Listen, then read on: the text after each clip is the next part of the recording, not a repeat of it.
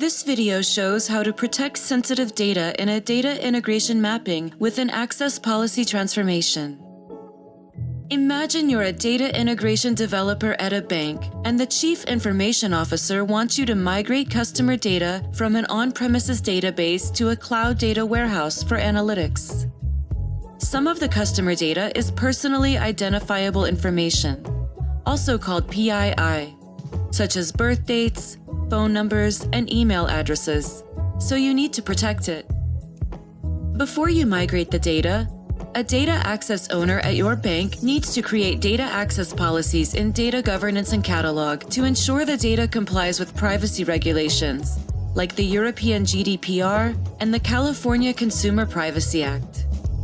Then you need to create a mapping that reads the customer data from your source database, add an access policy transformation to protect sensitive data before writing it to the cloud, and finally, run the mapping to migrate the data for analytics. Let's get started. In IDMC, go to Data Integration and create a new mapping.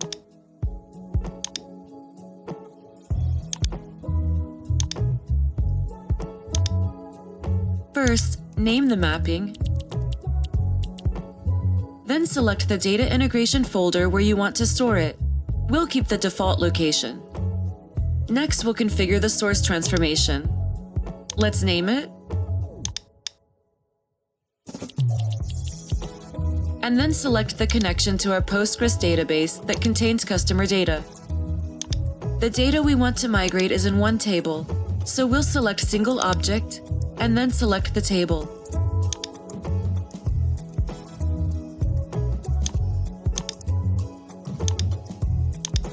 Let's preview the customer data. It contains some PII, like last names, addresses, phone numbers, email addresses,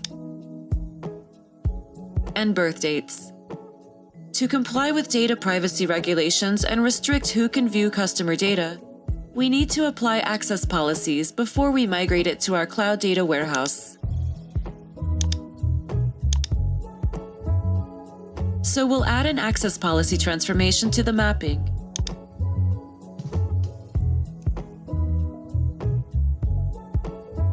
Let's name it and select the user who will consume the data. Select the Reporting and Analytics usage context, and then select our source table. We want to ensure that certain fields are consistently masked between different mappings and access policy transformations. So we'll generate a unique seed for the mapping that we can copy and reuse in other access policy transformations. Then save the mapping. We can preview how the data will look after it's protected.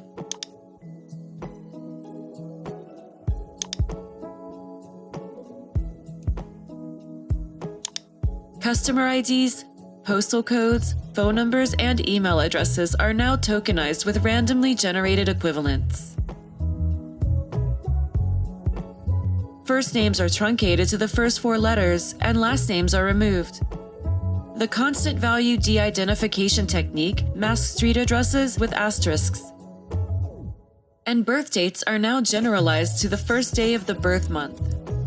The transformation automatically adds the Access Policy Filter column. This column acts as a gatekeeper, flagging records that shouldn't be moved due to privacy regulations with the value of access denied.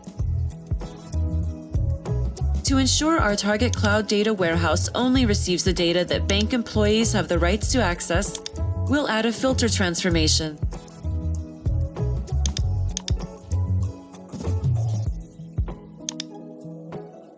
We'll set it to remove rows where the access policy filter value is access denied.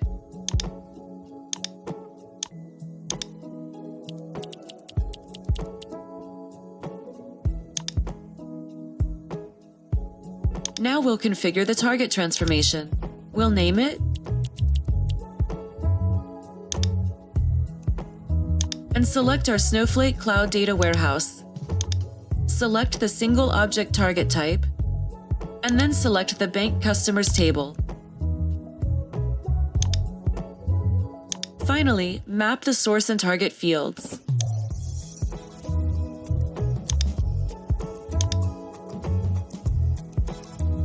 Everything looks ready to go, so let's save the mapping.